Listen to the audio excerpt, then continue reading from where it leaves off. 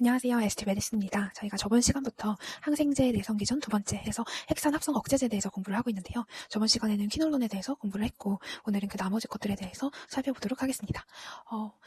그래서 크게 4개 정도로 나뉘게 되는데 첫 번째가 퀴놀론, 두 번째가 리팜핀, 그리고 세 번째가 메트로니다졸, 네 번째가 이제 엽산 합성 억제제 계열이죠. 그래서 이제 핵산 합성을 억제하는 기전으로 핵산 합성의 억제제로서 작용하는 항생제들이고, 퀴놀론은 저번 시간에 했고 오늘은 그 나머지 것들을 한번 보려고 할 텐데요. 먼저 리팜핀에 대해서 먼저 알아보도록 하겠습니다. 리팜핀 같은 경우에는 RNA 합성 억제제예요. 그래서 표적이 뭐냐면 표적이 DNA 디펜던트 RNA 폴리머레이즈가 되겠고 이게 효소거든요. 그래서 이 효소는 DNA를 읽어서 RNA를 그럼 만드는 그런 메커니즘인데 리팜핀이 이 효소에 베타 서브 유닛에 달라붙게 됩니다. 베타 서브 유닛에 달라붙게 되고요. 그 결과로 이제 전사 개시 단계가 차단이 됩니다. 그래서 이제 RNA가 만들어지지 않죠. RNA가 만들어지지 않으니까 단백질 합성이 안 되겠죠. 이게 되지가 않게 됩니다.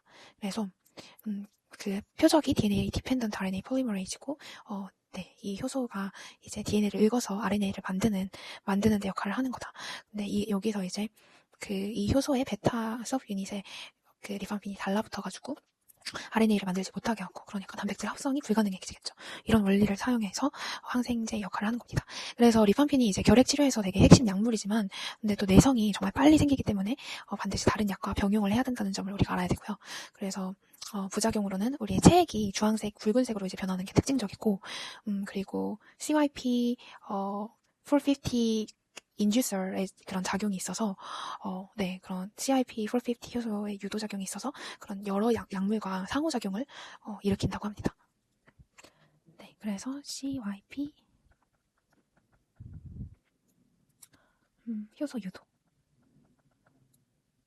그러니까 인덕션. 이게 무슨 말이냐면 간세포에 이제 CYP450 효소를 만드는 유전자가 있어요. 그래서 어떤 약물이 이제 들어오면은 예를 들면 뭐 리팜핀 같은 게 들어오면 지금 배우고 있는 간세포에 이제 전사인자를 자극을 하게 돼요. 그러면 이제 CYP450 유전자의 발현이 증가하게 되죠. 그러면은 이제 CYP450 유전자의 발현이 증가를 하면 mRNA가 많아지고, 그럼 단백질 효소가 많아지겠죠. 그래서 CYP450 효소 자체의 양이 많아지게 됩니다. 그래서 효소가 많아졌기 때문에 약물을 분해하고 대사하는 속도도 빨라지겠죠.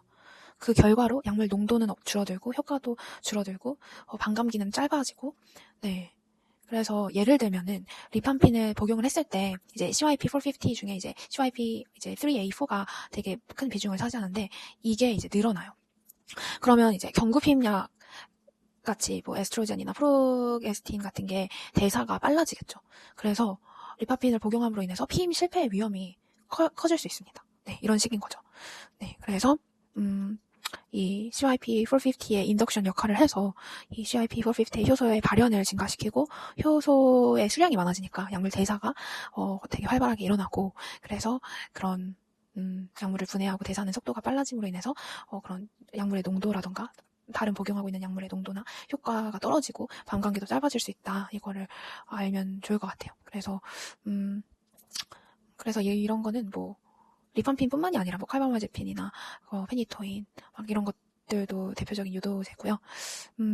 그래서 이제 근데 이거랑 반대로 이니비션, 억제의 경우에는 효소 활성이 이제 막혀가지고 효소 양은 그대로인데 기능이 또 줄어서 대사가 느려지는 경우예요.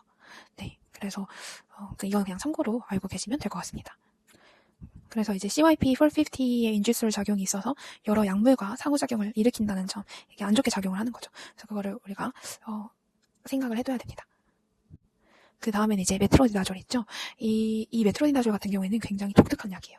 이 약은 이제 현기성이라고 하면 옥시전, 산소가 없는 환경이죠. 그런 환경에서만 활성화가 됩니다. 그래서 이제 세균 세포 안으로 들어가면 약물의 그런 나이트로 그룹이 환원이 돼요. 그래서 이 과정에서 리액티브 라디칼이라는 매우 불안정한 그런 분자가 생기는데, 이 라디칼이 세균의 DNA를 직접 공격을 해서 이중 가닥의 절단을 일으킵니다. 네, 그래서 더블 스트랜드 브레이크를 일으키는데, 그래서 이제 메트로니다졸은 효소 억제제가 아니라 그냥 DNA 자체를 화학적으로 손상시키는 약물이에요.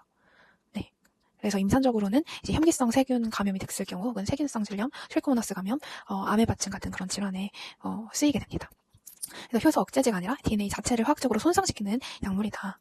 네, 그래서 세균이 세포 안으로 들어가면 약물에 나이트로 그룹이 환원이 되고, 이 과정에서 리액티브 라디칼이라는 매우 불안정한 분자가 생기고, 이 라디칼이 세균의 DNA를 직접 공격해서 이중가닥 절단을 일으킨다. 이거를 잘 알고 계시면 됩니다.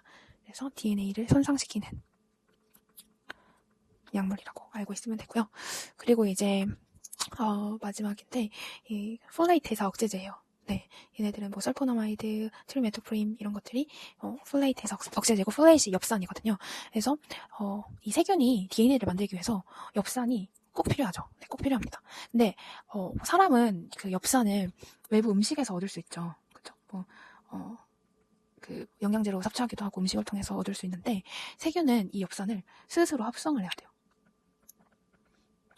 그래서 이 점이 바로 선택적 독성의 근거가 되는 거예요. 네, 뭔가 사람과의 차이점인 거죠. 그러니까 이걸 공격을 해야 되죠.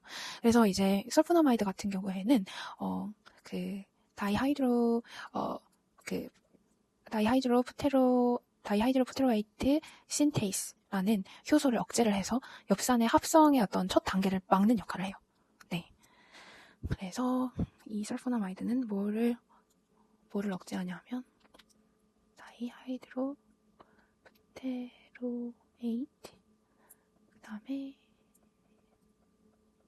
신페이즈, 다이하이드로푸테로에이트 신페이즈라는 효소를 억제해서 엽산 합성의 첫 단계를 막는다. 그리고 트리메토프림 같은 경우에는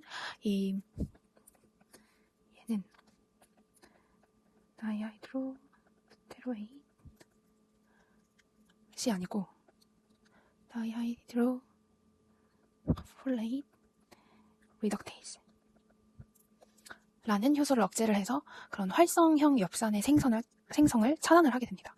그래서 이 두 약을 함께 쓰게 되면 이제 앞뒤 단계를 연속적으로 차단을 하는 거니까 되게 강력한 살균 효과를 보이게 되고, 그래서 이 조합을 코트리묵사졸이라고 부르고, 이제 임상적으로는 요로 감염, 그리고 뭐 톡소플라스마증 치료 같은 데 사용을 한다고 합니다. 네. 그래서 이거는 엽산과 관련돼 있고, 이제 엽산 합성을 막는 거죠. 네. 이제 DNA를 만들기 위해 엽산이 필요한데, 세균은 엽산을 스스로 합성을 해야 되는데, 그 과정에서 이제 설포나마이드를 통해서 다이하이드로푸테로에이트 신페이즈라는 효소를 억제를 해서 엽산 합성의 첫 단계를 막고, 그리고 트리메토프림 같은 경우에는 다이하이드로폴레이트 리덕테이즈라는 효소를 억제를 해서 이제 활성형 엽산을 이제 차단을 하는 겁니다. 만들어지는 거를. 네, 그래서 얘를 차단을 하게 되는 거고, 그래서 이 두 약을 함께 쓰면 되게 강력한 살균 효과를 보인다. 이 두 약을 같이 쓰는 것을 코트리묵사졸이라고 부른다. 이렇게 알고 계시면 되겠습니다. 그래서 정리를 해보자면, 퀴놀론 같은 경우에는 뭐였죠? 저번 시간 기억나시나요? DNA 자이레이즈, 그리고 토포아이소머레이즈 4, 이 두 개를 억제를 해서 DNA 복제를 막게 되고요. 리펀핀 같은 경우에는 RNA 폴리머레이즈를 억제를 해서 전사를 막게 되고요. 메트로니다졸 같은 경우에는 라디칼을 발생을 시켜서 DNA 자체를 절단하고 손상을 시키게 됩니다. 네, 그래서 되게 특이한 경우고, 그리고 이제 설포나마이드나 트리메토프린 같은 경우에는 엽산 합성을 연속적으로 차단을 해서 DNA 합성을 이걸 차단을 하는 거였죠. 그렇게 함으로 인해서 DNA 합성을 스탑시키는 거죠.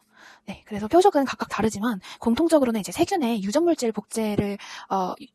복제와 전사를 하지 못하도록 막아서 그런 세포 분열과 생존을 불가능하게 만든다는 것이 공통적이고 핵심적인 기전이 되겠습니다. 네, 그래서 이 항생제 내성 기전 두 번째 핵산 합성 억제제는 퀴놀론은 DNA 자이레이즈, 토포아이소머레이즈 4를 작동하지 못하게 하고 억제를 해서 DNA 복제를 막는다. 그리고 리펀핀 같은 경우에는 RNA 폴리머레이즈를 억제를 해서 전사를 막아버린다. 그쵸? 아까 이 내용 기억나시죠? 그래서 단백질 합성도 일어나지 못하게 만들어버리고, 그리고 이제 이게 이제 CYP450 효소 효소에 이제 인덕션 기능이 있어서 얘가 다른 약이랑 같이 사용했을 때 다른 약의 어떤 효과를 감소시킬 수가 있다. 그거를 잘 알아야 된다고 했고, 그리고 메트로니다졸은 그 라디칼을 만들어서 이제 DNA 자체를 되게 절단해버리고 손상시킨다. 그리고 이 설포나마이드랑 트리메토프린 같은 경우에는 엽산 합성을 연속적으로 차단을 해서 DNA 합성을 스탑시킨다. 이렇게 정리를 하고 알고 계시면 될 것 같습니다. 네, 이렇게 항생제 내성기 전 두 번째 약 핵산 합성 억제제 4가지에 대해서 각각 살펴봤는데요. 감사드립니다.